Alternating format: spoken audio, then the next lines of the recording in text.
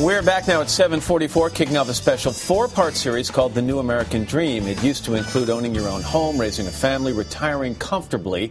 But Susie Orman says those dreams are no longer realistic for many Americans. It's time to rethink our future. Her new book is called The Money Class: Learn to Create Your New American Dream.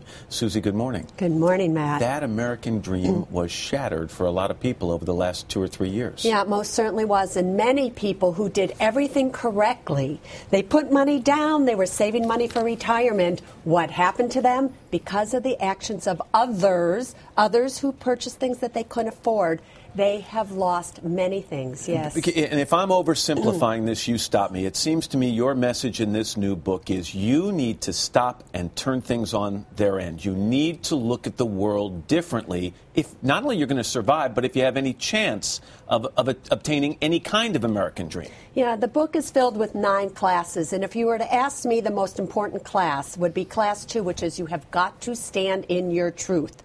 You have got to bring that ethic into everything that you do so that you know, are you doing the right things? Are you not doing the wrong things? And what's right today wasn't right years ago. Let's get some concrete examples. I've heard so many financial advisors over the year use the expression, you've got to live within your means. You say, throw that out the window. It's no longer true. You have to live below your means, but within your needs.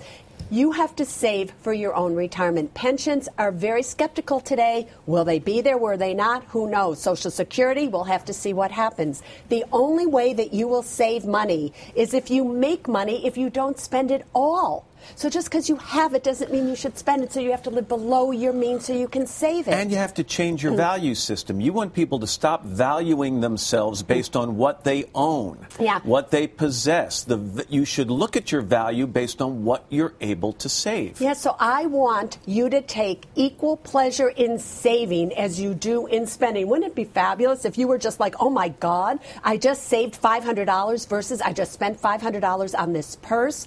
It can happen for you. Is this what you're telling people to do as a short-term fix to get through difficult situations? Or do you want this to be the way they live their lives from now on? Matt, the truth of the matter is, if you are going to live your new American dream, you are going to have to change your behavior forever. It's a paradigm shift. This is a paradigm shift. This is a life-altering work you have to do. All right, let's take a look at those parts of the American dream I talked about a second ago. Home ownership. How do we modify our dreams there?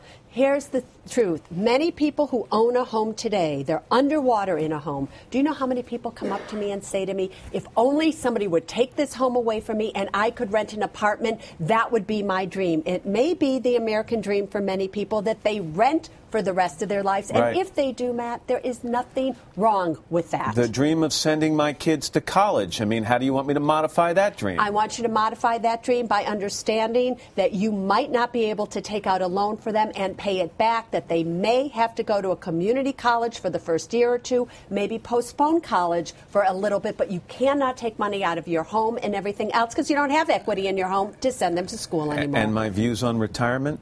Retirement, I am asking you all to work till you're at least 67 or 70. You may not like me for that, but it's better to know the truth today than possibly plan on something and then find out that you cannot do it. Before I let you go, Sarah Ferguson's in the news again. She's got all kinds of problems, took some money from a convicted sex offender to help pay off some bills. You've worked with her in the past as part of a show on Oprah's network. How desperate is her situation? Her situation was desperate. As anybody that is in debt would know, you would do anything to get out of debt. She had a few £1,000,000 of debt that she had accumulated. She wanted to get out of debt.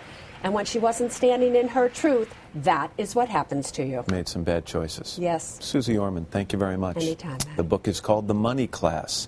And you're going to be back, by the way, tomorrow to answer viewer questions. And, by the way, Susie's 1-hour special, The Money Class, starts running tonight on PBS stations nationwide.